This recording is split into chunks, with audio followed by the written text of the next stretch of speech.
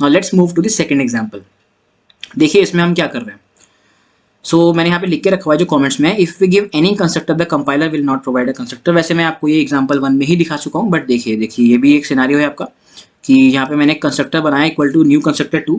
तो देखिए ऊपर मैंने कोई कंस्ट्रक्टर खुद से नहीं बनाया हुआ है, राइट, आईडी और नेम वाला, बट यहाँ पे हमारा जो है एरर नहीं आ रहा है। एरर क्यों नहीं आ रहा है? क्योंकि हमारा कंपाइलर प्रोवाइड कर रहा है। तो फिर मैंने क्या कहा, इस ऑब्जेक्ट द्वारा .m1 मेथड कॉल कर दो। तो क्योंकि m1 मेथड हमने बनाया हुआ है, ये रहा void m1, right, so that's why we are able to print this value. और देखिए इसकी वैल्यू क्या प्रिंट होगी, डिफॉल्ट वैल्यूज प्रिंट होंगी ऑब्वियसली, आईडी की 0 और नेम की नल प्रिंट हो जाएगी, 0 एंड नल, क्योंकि आपकी इंस्टेंस वेरिएबल की जो वैल्यूज होती हैं वो बाय डिफॉल्ट जो भी होती हैं प्रोवाइड की जाती हैं, करेक्ट। तो इसीलिए आपका 0 एंड नल यहाँ पे आउटपुट आ गया है। तो values are printed because of the default constructor जो कि हमारा कंपाइलर प्रोवाइड कर रहे हैं यहाँ पे।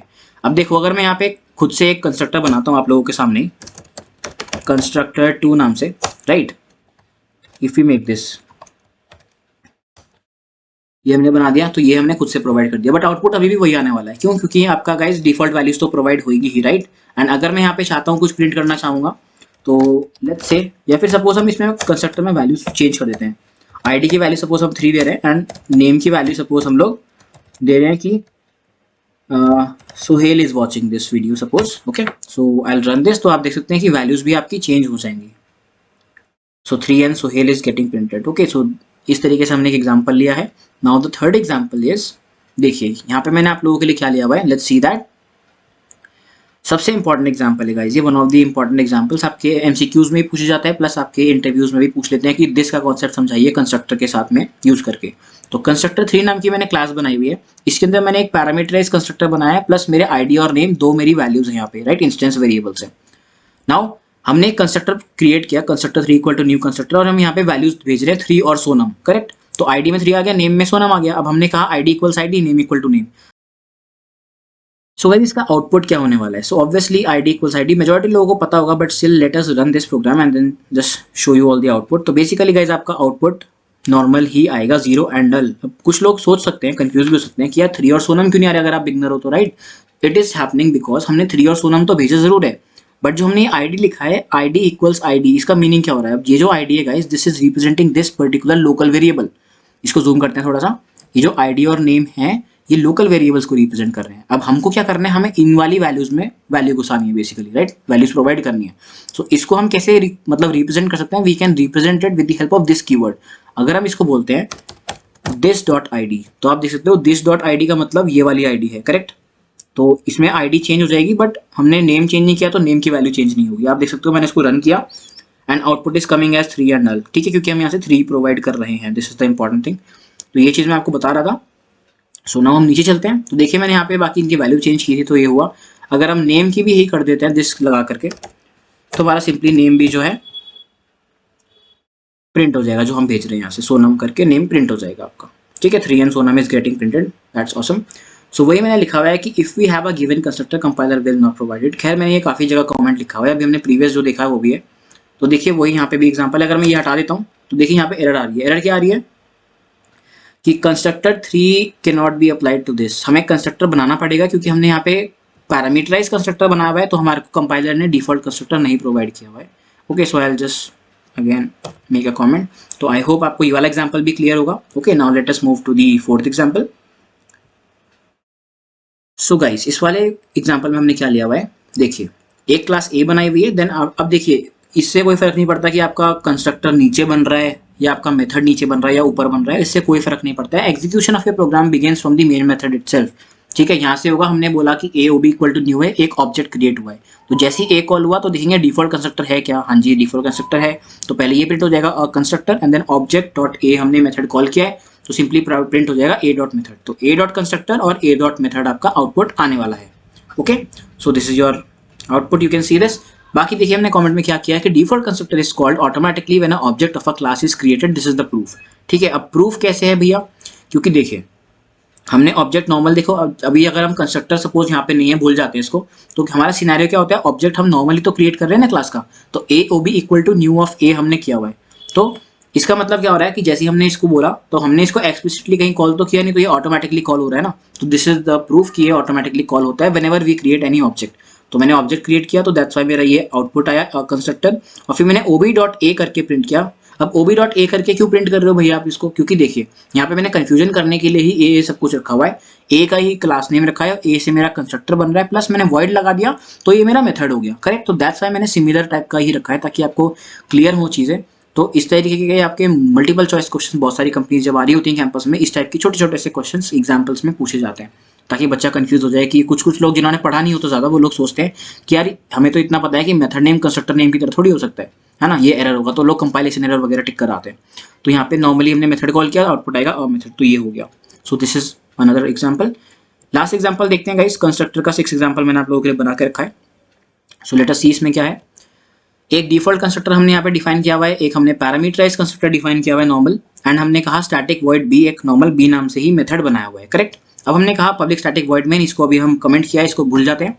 अब देखिए अगर मैंने ये बी कॉल किया तो बेसिकली गाइज हो क्या रहा है, यहाँ पे कोई कंस्ट्रक्टर कॉल नहीं हो रहा है, क्यों, क्योंकि स्टैटिक मेथड है, स्टैटिक मेथड को डायरेक्टली कॉल कर सकता है, correct. So that's Y be call करेंगे तो हमारा आउटपुट आएगा मेथड, ये हमारा आउटपुट आने वाला है। फिर उसके बाद हमने क्या क्या देखिए, D O B equal to new of B.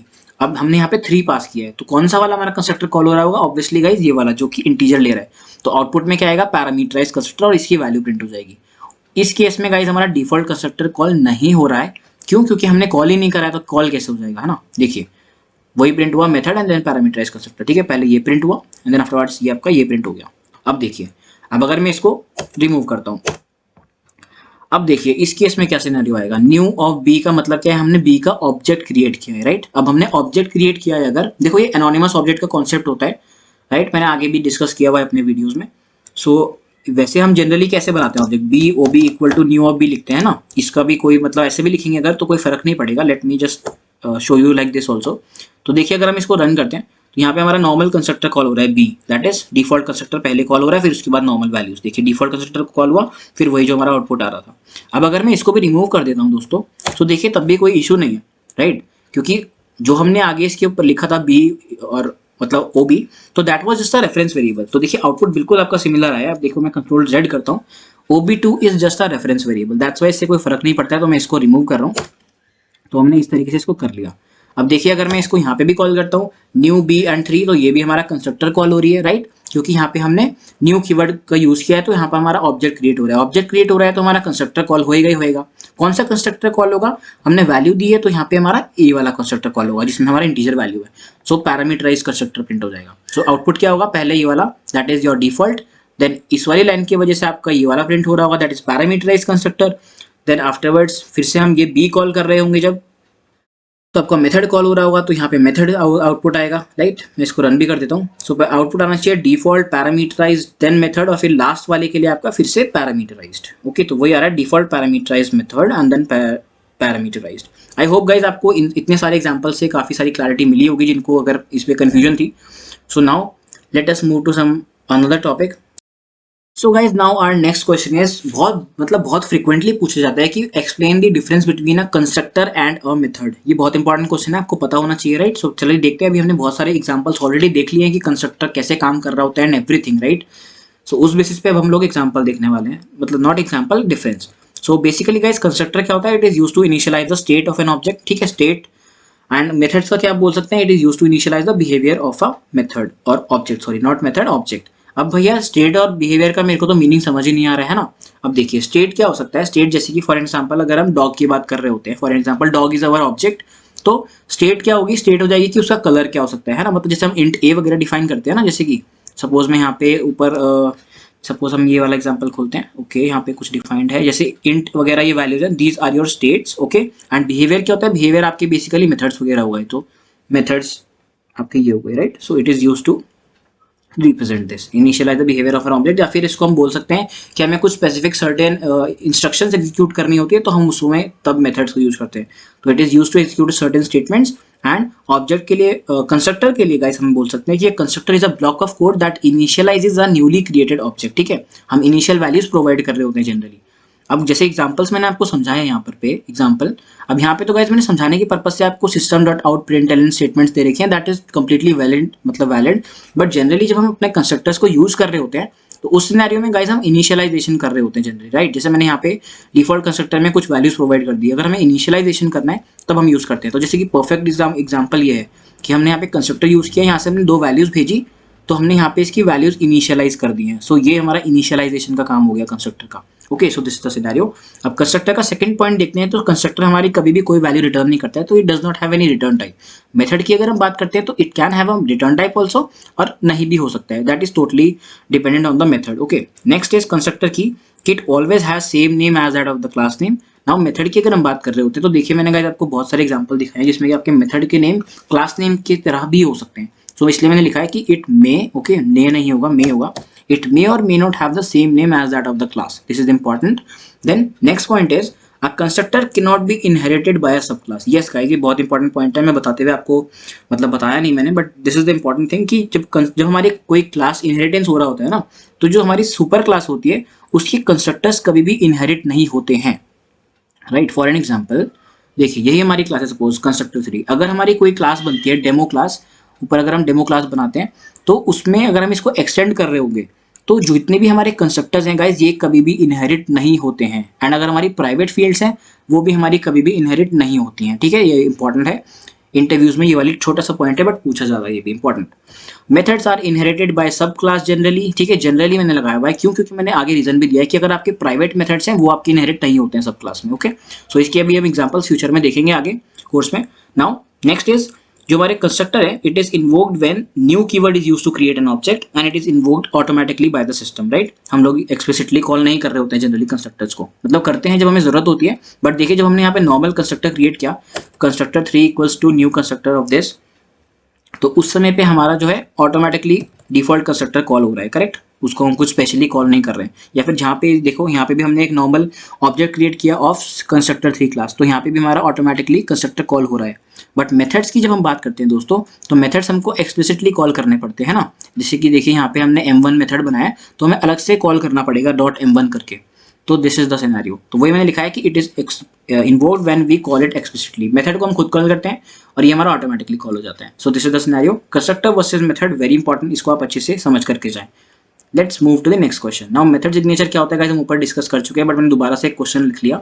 It consist of method name and parameter list, this is important. Okay, and the return type is not a part of method signature, ये भी important है। कई लोग interview में directly यही पूछते हैं कि मेथड सिग्नेचर में हमारे जो पार्ट्स होते हैं क्या ये भी उसका पार्ट होता है। This is not a part, right. Return type उसका पार्ट नहीं होता है। Now what is constructor चेनिंग in Java, this is a important question and a very interesting topic also, मैं बोल सकता हूँ, ठीक है। कंस्ट्रक्टर चेनिंग का मतलब क्या होता है गाइस, हम एक कंस्ट्रक्टर से दूसरे कंस्ट्रक्टर को कॉल कर रहे होते हैं, करेक्ट। नाउ लेट अस सी दी थ्योरी, थोड़ा बहुत थ्योरी देखते हैं फिर एग्जांपल्स के थ्रू इसको समझेंगे कोड में।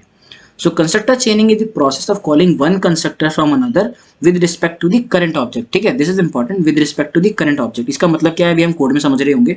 कंस्ट्रक्टर चेनिंग को हम कैसे गाइज मतलब बेसिकली अचीव करते हैं, दिस कीवर्ड की मदद से हम लोग इसको अचीव कर रहे होते हैं या फिर सुपर कीवर्ड की मदद से हम इसको अचीव कर रहे होते हैं। तो देखिए मैंने वही लिखा है, इसको हम दो तरीके से अचीव कर सकते हैं। अगर हम सेम क्लास में कर रहे हैं तो हम उसको दिस कीवर्ड यूज करके मतलब अचीव करते हैं, it can be done using this keyword. And अगर हम सुपर क्लास और बेस क्लास का मतलब इनहेरिटेंस वाला कॉन्सेप्ट यूज कर रहे होते हैं तो बेसिकली गाइज हम लोग सुपर कीवर्ड का यूज करते हैं बेसिकली, राइट। एंड ऐसा कभी नहीं होता है कि हम दिस और सुपर को एक साथ एक ही मेथड में यूज कर लें। ये भी एक इंपॉर्टेंट इंटरव्यू क्वेश्चन है जो कि पूछ लिया जाता है कई बार, तो मैंने लिखा भी है शायद सीएस नोट में कि in the same constructor block we can not use this and super keyword simultaneously. आप एक साथ यूज नहीं कर सकते हो, राइट, एरर देगा। बाकी अभी हम कोड देखेंगे तो हम उसमें भी समझ लेंगे कि ऐसा क्यों होता है या फिर ऐसा होता भी है कि नहीं होता है। Why do we need constructor chaining? Explain with an example। अब इसमें मैं आपको दो प्रॉपर एग्जांपल्स भी दिखाऊंगा, समझाऊंगा अच्छे से। बाकी हम इसकी नीड क्यों पड़ती है ये भी हम देख लेते हैं। देखिए The constructor chaining process is used when we want to perform multiple tasks in a single constructor, ठीक है। बेसिकली हमारा तब जरूरत हो रही होती है जब हमें बहुत सारे टास्क करने होते हैं एक ही कंस्ट्रक्टर में। बट अगर हम एक ही कंस्ट्रक्टर में गाइस बहुत सारी स्टेटमेंट्स लिख देंगे तो वो बहुत हौच-पौच हो जाएगी ना। तो इसीलिए हम अलग अलग कंस्ट्रक्टर्स बना लेते हैं और उसके बाद हम कंस्ट्रक्टर के अंदर से ही कंस्ट्रक्टर को कॉल कर लेते हैं। So that is called constructor चेनिंग। तो वही मैंने लिखा है, rather than creating a code of task for each task, so what we do is we create a separate constructor for each task and make them chain which makes the program more readable। तो बस देखने में programme की visibility और readability ज़्यादा हो जाती है और एक के अंदर एक हम अपने कंस्ट्रक्टर्स को कॉल कर रहे होते हैं। सो देखिए गाइस, ये आपका एग्जांपल नंबर 1 है। तो the class name is constructor chaining. Let's move to our class constructor चेनिंग।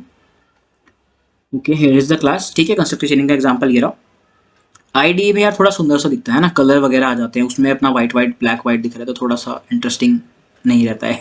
सो चलिए आगे बढ़ते हैं। सो देखिए कंस्ट्रक्टर चेनिंग का एग्जांपल है।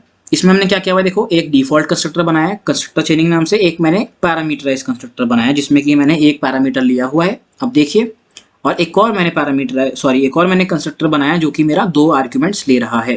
देखिए मैंने यहाँ पे मेन मेथड बनाया normal, correct, and then afterwards मैंने यहाँ पे एक कंस्ट्रक्टर चेनिंग का एक डिफॉल्ट कंस्ट्रक्टर कॉल किया है। बेसिकली हमने एक ऑब्जेक्ट बनाया, राइट, कंस्ट्रक्टर चेनिंग क्लास का ऑब्जेक्ट क्रिएट किया। तो क्या होगा, जैसे ही ऑब्जेक्ट क्रिएट हुआ मेरा डिफॉल्ट कंस्ट्रक्टर कॉल हो जाएगा। डिफॉल्ट कंस्ट्रक्टर कौन सा, ये वाला है, हाँ जी ये रहा, तो ये कॉल होगा। अब इसकी पहली स्टेटमेंट क्या है, देखिए पहली स्टेटमेंट है दिस ऑफ एक्स। बेसिकली मैं इसको मिटा के लिख देता हूँ ताकि आपको अच्छे से दिखाई दे। देखिए हम इसको कैसे कॉल कर रहे होते हैं, हमने दिस कीवर्ड लिखा, फिर इसके अंदर हम लोग मतलब वो वाली हम यहाँ पे पैरामीटर पास करेंगे बेसिकली, जो कि हमारे बाकी कंस्ट्रक्टर्स में। अब देखिए मैं अगर चाहूँ तो गाइज मैं इसको कॉल कर सकता हूँ। इसमें क्या है, एक ही वैल्यू है, इंटीजर वैल्यू। अगर मैं कोई भी इंटीजर वैल्यू 7 लिखता हूँ तो आप देख सकते हो ये इसको कॉल करेगा, करेक्ट। बट अगर मैं चाहूँ कि मैं इससे सेकंड वाले को कॉल करूँ, क्या मैं कर सकता हूँ, जी बिल्कुल कर सकते हो। इसकी कोई मतलब वो नहीं है कि पहले ये वाला कॉल होगा दूसरे में दूसरा कॉल होगा। आपका कोई सा भी पहले भी कॉल हो सकता है और कोई सा भी बाद में भी कॉल हो सकता है, तो उसका कोई सीक्वेंस नहीं है। अब देखिए मैंने यहाँ पे सेमीकोलन लगाया, तो व्हाट विल हैपन इज, जैसे ही मैंने इसको कॉल किया तो ये आपका दिस ऑफ 7 9 किसको कॉल करेगा, आपका इसको कॉल करेगा, राइट।